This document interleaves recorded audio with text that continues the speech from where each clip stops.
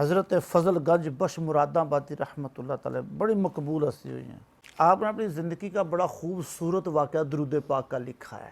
آپ نے میں سفر پر تھا تو راستے میں ایک مقام پر نماز عشاء پڑھی تو سوچا رات ادھر ہی قیام کر لیتا ہوں۔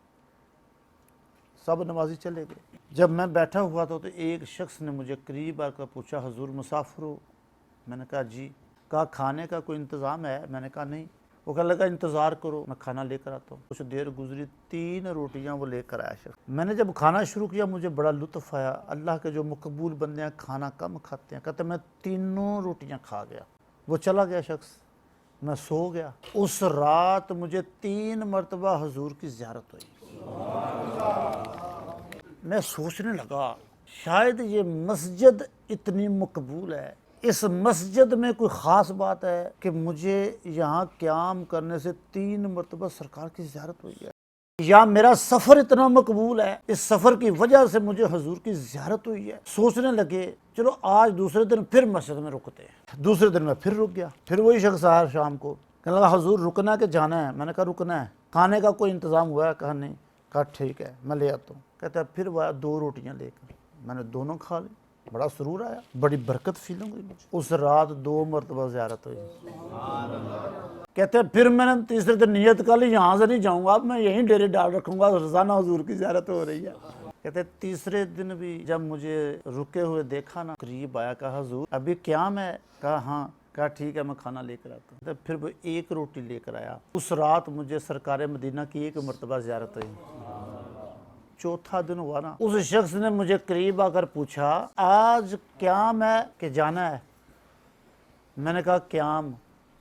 اس نے کہا حضور آپ چلے جائیں، مہربانی فرمائیں۔ میں نے کہا کیوں؟ کہنے لگا حضور پہلے ہم گھر میں 3 بندے ہیں، میری بیوی ہے، بیٹا ہے، میں ہوں۔ 3 روٹیاں لا کر آپ کو دے دی، آپ نے کھائی، ہم بھوکے رہے۔ دوسرے دن میرے بیٹے نے کہا مجھ سے بھوک نہیں برداشت ہوتی، اپنی روٹیاں لے جاؤ، مجھے میری کھانے دو۔ میں 2 لے آیا میاں بیوی کی، ہم نے دونوں نے پھر نہیں کھائی۔ پھر دوسرے دن بیوی کہنے لگی اب میرا حال اتنا نہیں ہے کہ برداشت کر سکوں، اب میری روٹی مجھے دے دے میں کھا لوں۔ اس نے کھا لی، میں ایک اپنی روٹی لے آیا۔ حضور تیسری روٹی آپ کو اپنی دے دی۔ اب 3 دن ہوئے میں نے نہیں کھائی روٹی، اب مجھ سے بھی برداشت نہیں ہو رہا، تو لہٰذا مہربانی فرمائیں کوئی اور انتظام کر لے یا آپ چلے جائیں۔ آپ فرماتے ہیں دوستا چلا تو جاتا ہوں مگر ایک راز پوچھنا چاہتا ہوں، ایک بات پوچھنا چاہتا ہوں۔ کہا حضور پوچھیں۔ کہا پہلے دن 3 روٹیاں کھائیں، مجھے 3 مرتبہ حضور کی زیارت ہوئی۔ دوسرے دن 2 روٹیاں کھائیں، 2 مرتبہ ہوئی۔